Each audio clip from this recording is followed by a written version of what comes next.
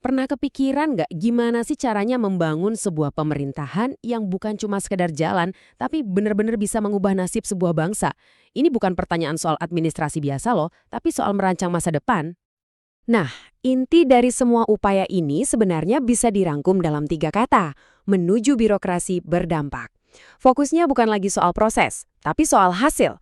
Bukan lagi soal sibuk kerja, tapi soal kontribusi nyata. Inilah kompas yang jadi panduan transformasi besar yang akan kita bahas. Oke, sekarang kita bedah lebih dalam ya. Jadi reformasi ini bukan sekedar utak-atik birokrasi biasa. Ini adalah upaya fundamental untuk menyelaraskan mesin pemerintahan, yaitu kita, para aparatur sipil negara atau ASN, dengan tujuan-tujuan terbesar bangsa Indonesia. Terus tujuannya apa aja? Semuanya kembali ke 4 pilar negara yang jadi fondasi kita ini.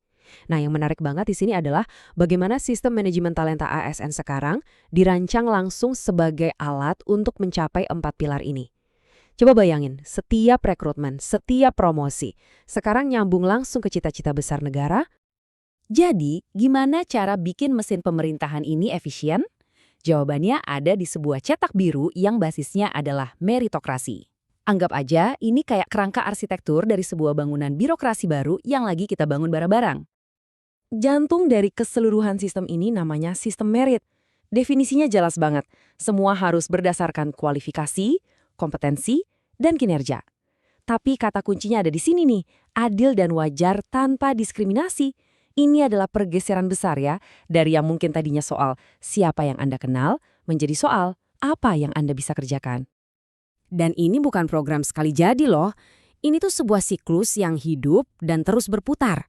Mulai dari mencari talenta yang pas, terus dikembangin, ditempatin di posisi yang paling strategis, dipertahankan biar nggak lari, dan yang terpenting, dampaknya terus diukur.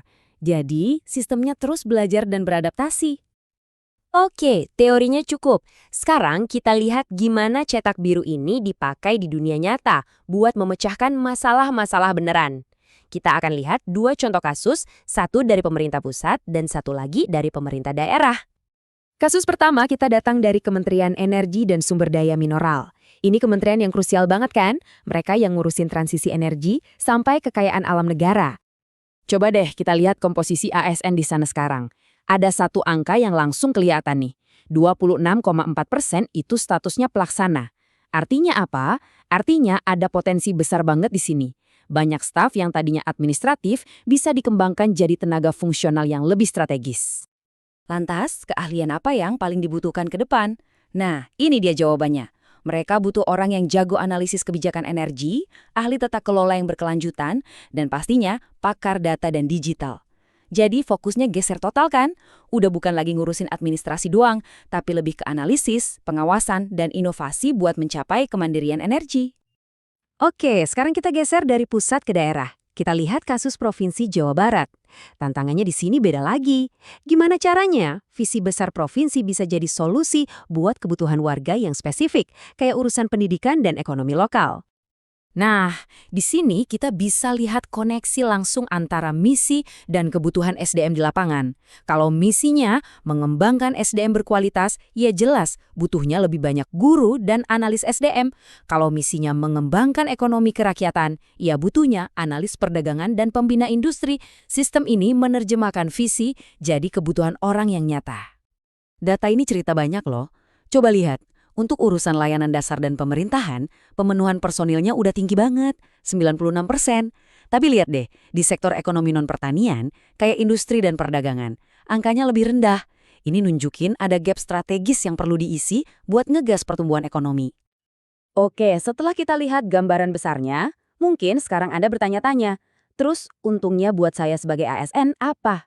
Nah, mari kita bahas 8 kebijakan baru yang benar-benar pro-karir dan bisa mengubah permainan. Dengerin ini deh, uji kompetensi dan kenaikan pangkat. Sekarang bisa dilakukan setiap bulan. Bukan lagi nunggu setahun cuma beberapa kali. Terus, gelar akademik lebih mudah dicantumkan, bahkan ada peluang pangkat Anda bisa melampaui atasan langsung. Ini perubahan nyata yang ngasih kita momentum dan kendali lebih atas karir kita sendiri. Baik, mari kita kembali ke gambaran besarnya untuk menutup pembahasan kita kali ini. Karena di balik semua sistem, semua data, dan semua kebijakan ini, ada satu elemen yang paling penting dan gak boleh kita lupakan. Kutipan ini menurut saya ngena banget. Pada akhirnya sistem yang rumit ini dibangun di atas satu fondasi yang sangat manusiawi, yaitu untuk memenuhi potensi kita. Memberi setiap ASN kesempatan untuk tumbuh, berkontribusi, dan melihat karirnya berkembang. Jadi, kita kembali ke pertanyaan awal, tapi dengan pemahaman yang jauh lebih dalam. Cetak birunya sudah ada, mesinnya sedang dibangun. Pertanyaan yang tersisa untuk kita semua renungkan adalah, akankah cetak biru ini benar-benar mampu membangun masa depan yang diimpikan oleh Indonesia? Waktulah yang akan menjawabnya.